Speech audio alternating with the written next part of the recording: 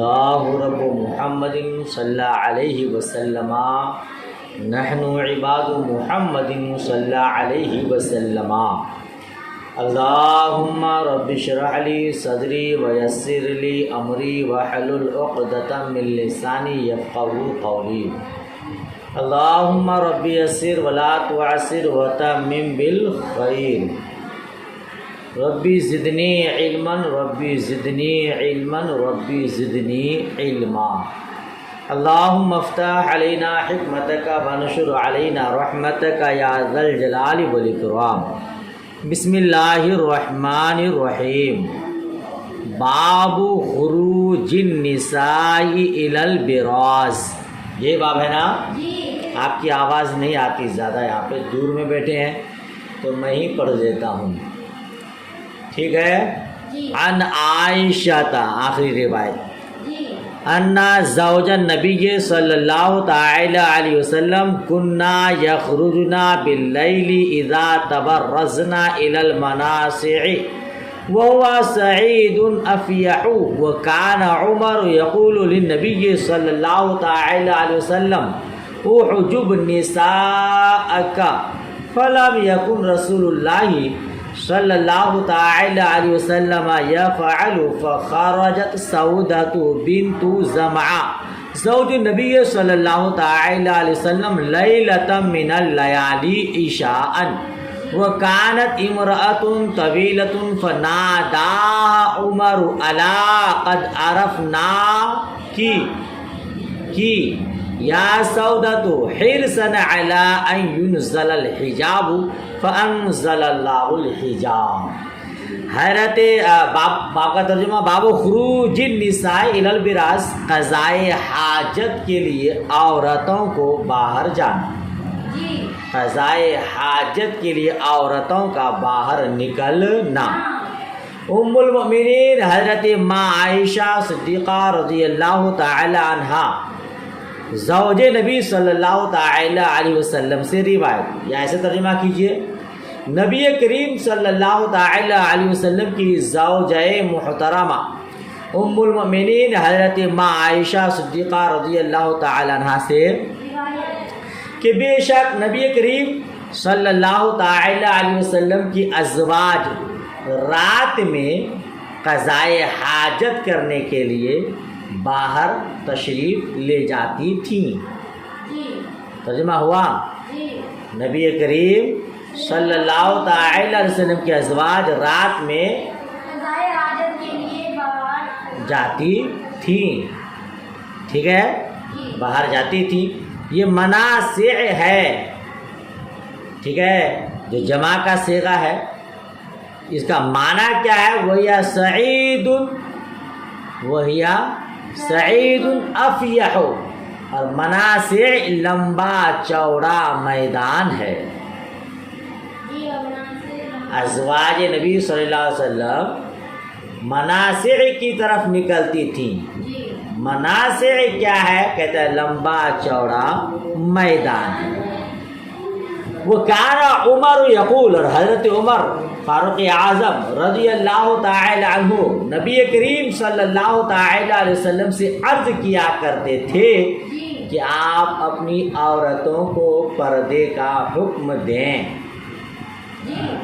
پھر بھی حضور صلی اللہ تعالی علیہ وسلم ایسا نہ کرتے.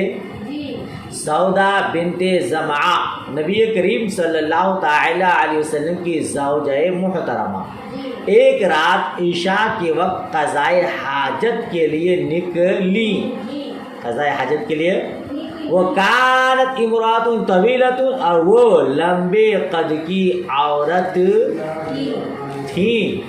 تو حضرت عمر نے پکار کر ان سے کہا سنو، الا قد عرفنا، سنو اے سودا، ہم نے تمہیں پہچان لیا، ہم نے تمہیں کیوں؟ حضرت عمر نے ایسا کہا حرصا علی ان ينزل الحجاب، ان کی خواہش یہ تھی کہ حجاب نازل ہو، تو اللہ تبارک و تعالی نے حجاب کا حکم نازل فرما، یعنی آیت حجاب نازل فرما.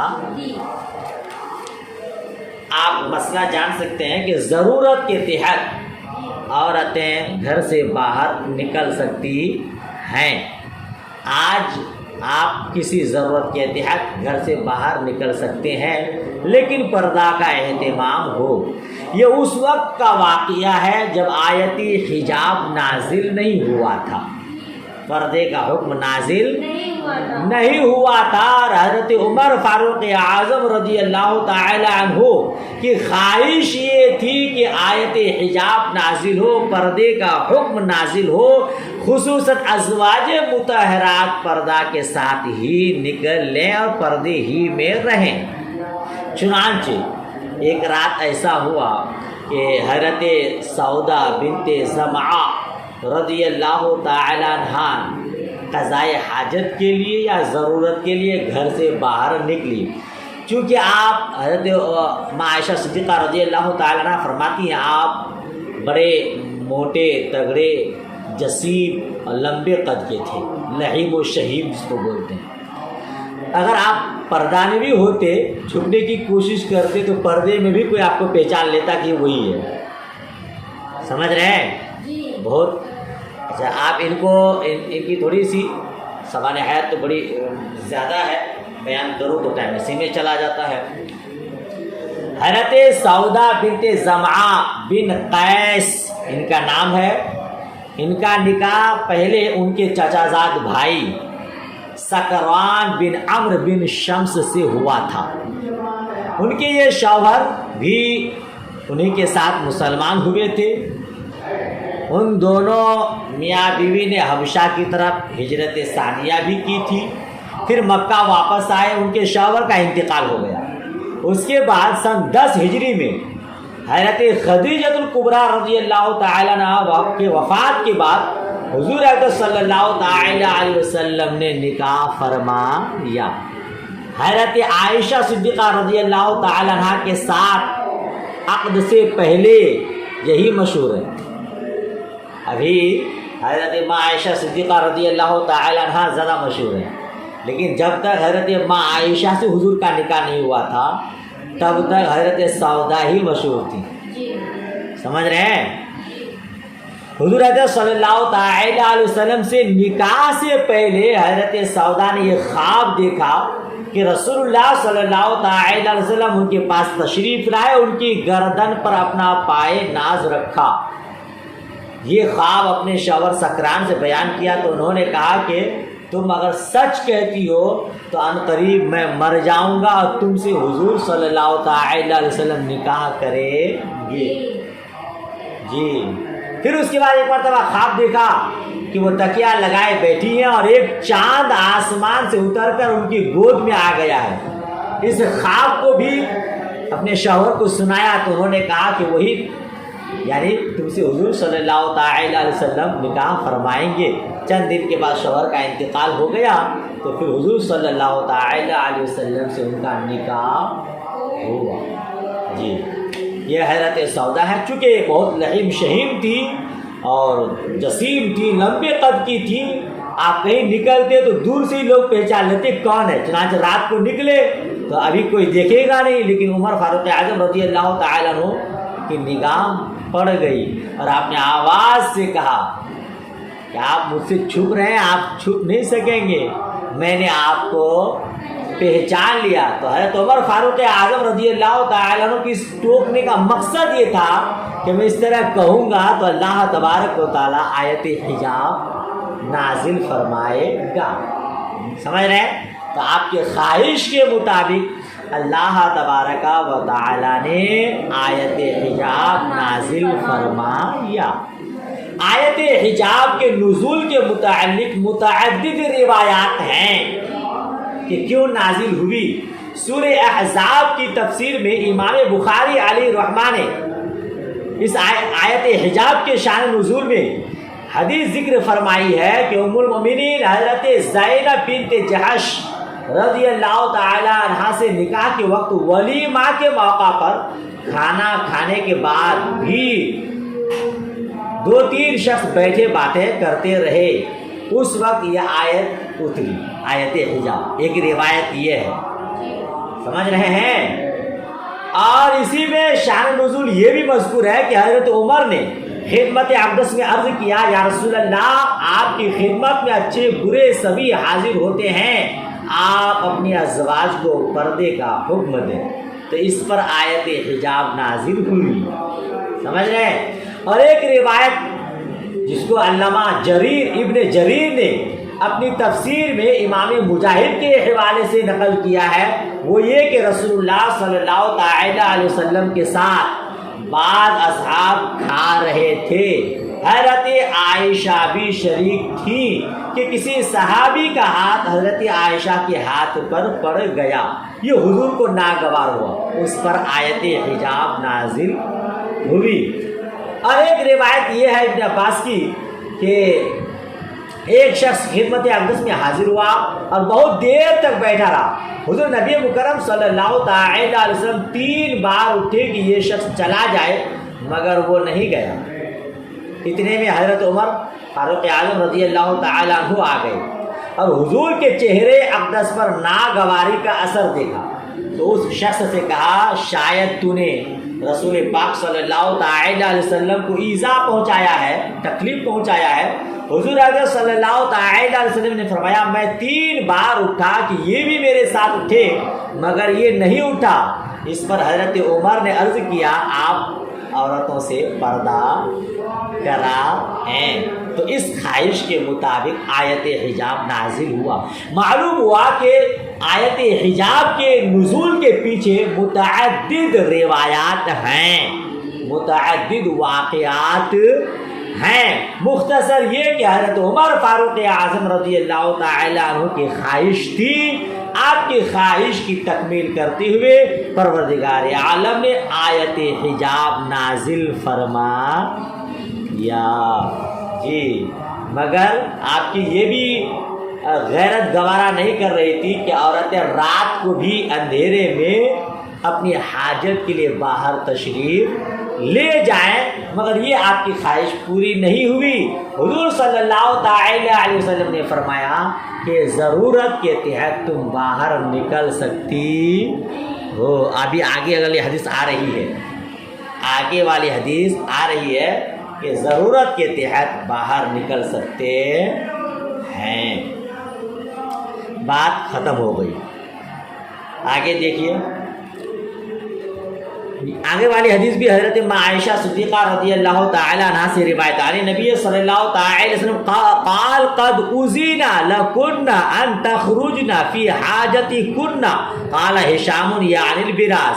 حضرت عائشہ صدیقہ رضی اللہ تعالی عنہ ہی سے روایت ہے، تو حضور صلی اللہ تعالی علیہ وسلم نے فرمایا تم لوگوں کو اجازت دی گئی ہے کہ تم اپنی حاجتوں کے لیے نکلو جی۔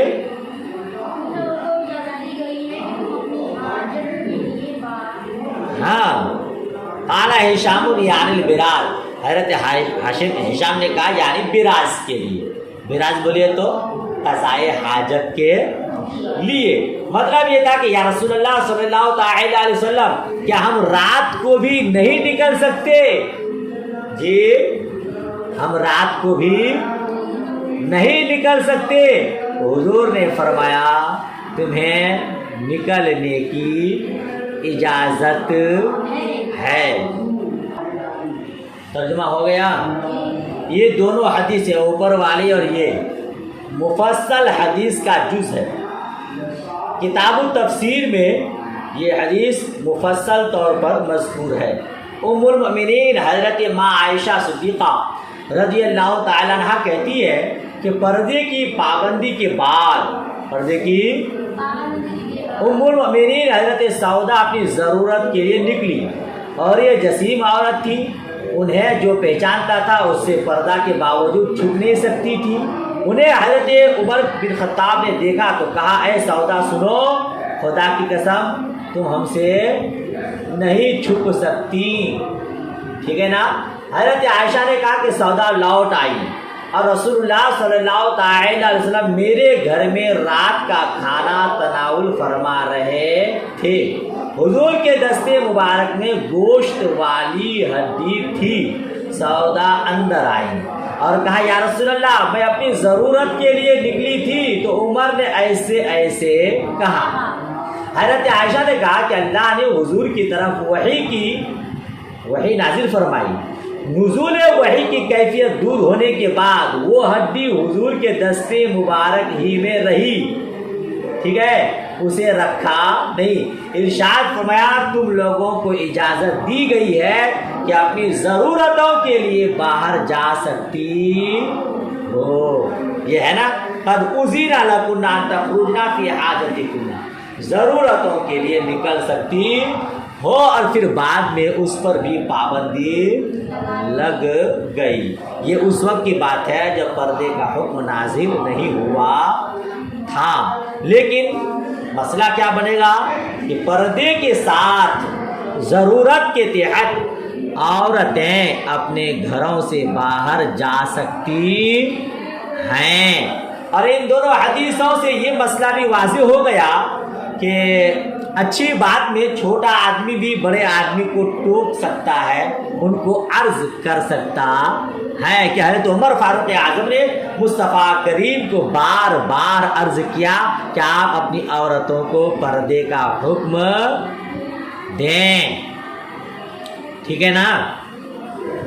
اور اس سے حضرت عمر فاروق اعظم رضی اللہ تعالی عنہ کی عظمت بھی ظاہر ہو گئی کہ آپ کے خواہش اور عرض کے مطابق اللہ تبارک و تعالی نے قرآن مجید کی آیت نازل فرمائی. آپ جانتے ہیں کہ یہ ایک ہی مقام نہیں ہے, تقریباً 25 مقامات پر اللہ تبارک و تعالی نے حضرت عمر فاروق اعظم رضی اللہ تعالی عنہ کی خواہش اور آپ کی رائے کے مطابق آیت کریمہ نازل فرمایا ہے. بات ختم ہو گئی. اگلا باب دیکھیے, باب التبرز فی البیوت, گھروں میں قضائے حاجت کرنے کے بارے میں. یہ حدیث آپ درس نمبر 37 میں پڑھ چکے. اس سے پہلے والے سبق میں وہی حدیث آ رہی ہے. دیکھیے, حضرت عبداللہ ابن عمر رضی اللہ تعالی عنہما سے روایت مل گئی عبارت, قال ارتقیت عن ظہر بیت حفصہ لبعض حاجتی, میں حفصہ کے گھر کی چھت پر بعض حاجت کے لیے چڑھا. میں یعنی اپنی بہن کے گھر کی چھت پر کچھ حاجت کے لیے چڑھا تو میں نے رسول اللہ صلی اللہ تعالی علیہ وسلم کو قضائے حاجت کرتے ہوئے دیکھا. کیسی حالت میں دیکھا کہ قبلہ کی طرف پیٹھ کیے ہوئے ہیں اور شام کی طرف. پڑھ چکے نا وہ حدیث آپ, اس کا جواب بھی پڑھ چکے آپ. سمت قبلہ کی طرف رخ کرنا منع نہیں ہے ان لوگوں کے لیے, اہل مدینہ کے لیے جن کے نگاہوں کے سامنے کعبہ ہے. عین کعبہ کی طرف رخ کر کے استنجا کرنا ممنوع ہے, سمت قبلہ کی طرف نہیں.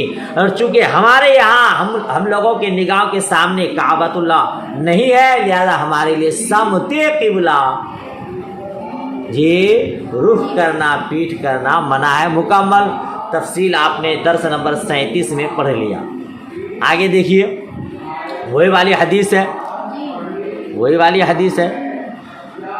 عن محمد بن یحییٰ بن حبان ان عمہ واسع بن حبان اخبرہ, کہ ان کے چچا واسع بن حبان نے انہیں خبر دی. ان عبداللہ بن عمر اخبرہ, کہ بے شک عبداللہ ابن عمر نے انہیں خبر دی. قال لقد ظہرت ذات یوم علی ظہر بیتنا, کہ میں ایک دن اپنے گھر کی چھت پر چڑھا. وہاں تھا رقیت عن ظہر بیت حفصہ ہے نا, اور یہاں پہ لقد ظہرت ذات یوم علی ظہر بیتنا, نیچے لکھا یعنی بیت اختی حفصہ, اپنی بہن حفصہ کے گھر کی چھت پر چڑھا. اپنی بہن کے گھر کو اپنا ہی گھر کہہ دیا, یا ہو سکتا ہے بعد میں میراث کے طور پر وہ گھر ان کو مل گیا ہو. سمجھ شریف میں بات آ رہی ہے, تو اپنا ہی گھر کہہ دیا. بہرحال ترجمہ کیا ہوگا, میں ایک دن اپنے گھر کی چھت پر چڑھا, میں نے رسول اللہ صلی اللہ تعالی علیہ وسلم کو دو کچی اینٹ پر بیٹھ کر بیت المقدس کی طرف رخ کر کے قضائے حاجت کرتے ہوئے دیکھا. وہی والی حدیث ہے نا, جواب آپ مکمل پڑھ چکے ہیں. باب الاستنجاء بالماء, پانی سے استنجا کرنے کے بارے میں, پانی سے استنجا کرنے کے بارے میں. جی آواز آ رہی نا؟ حضرت ابو معاذ رضی اللہ تعالی عنہما سے روایت, عن ابی معاذ, حضرت ابو معاذ سے روایت, وہ اسم عطاء ابن ابی میمونہ, اور ان کا نام عطاء ابن ابو میمونہ ہے. بھائی ابو معاذ کنیت ہے نا, تو ابو معاذ کیا کہتے ہیں, کنیت ہے, ان کا نام عطاء ابن ابی میمونہ ہے. قال سمعت انس بن مالک یقول, میں نے انس بن مالک کو کہتے ہوئے سنا, کان النبی صلی اللہ تعالی علیہ وسلم اذا خرج لحاجته اجیء انا وغلام معنا اداوۃ من ماء یعنی یستنجی به. تو جب نبی کریم صلی اللہ تعالی علیہ وسلم قضائے حاجت کے لیے نکلتے, باہر تشریف لے جاتے, باہر تشریف, تو میں, انس بن مالک فرماتے ہیں, میں اور میرے ساتھ ایک غلام پانی کا برتن لے جاتے, پانی کا برتن یعنی یستنجی بھی, یعنی حضور صلی اللہ تعالی علیہ وسلم اس سے استنجا فرماتے. حضور صلی اللہ تعالی علیہ وسلم جب قضائے حاجت کے لیے باہر تشریف لے جاتے, تو میں اور میرے ساتھ ایک غلام, غلام کہتے ہیں بچہ کو, دودھ چھڑانے سے 7 سال کی عمر تک کے بچہ کو کیا کہتے ہیں, غلام. تو ایک غلام یعنی ایک بچہ پانی کا برتن لے جاتے, اور رسول پاک صلی اللہ تعالی علیہ وسلم اس سے استنجا فرماتے. یہ باب امام بخاری علیہ رحمہ نے کیوں باندھا پانی سے استنجا کرنے کے بارے میں؟ کیونکہ کچھ لوگ پانی سے استنجا کرنے کو ناگوار سمجھتے ہیں اور منع کرتے ہیں کہ ہاتھوں میں بو رہ جائے گی. تو ان کی رد کرنے کے لیے امام بخاری علیہ رحمہ نے باب باندھا پانی سے استنجا کرنے کے بارے میں. ڈھیلا سے بھی استنجا کر سکتے ہیں, پانی سے بھی, دونوں کو جمع کرنا مستحب ہے. لیکن صرف ڈھیلا سے یا صرف پانی سے استنجا کرنا ہو تو پانی سے استنجا کرنا افضل ہے. گھنٹی لگ گئی؟ واہ, بہت جلدی گھنٹی لگ جاتی ہے بھائی. چلیے اسی کو یاد کیجیے, اس کے آگے کل پڑھیں گے انشاءاللہ. اللہ حافظ.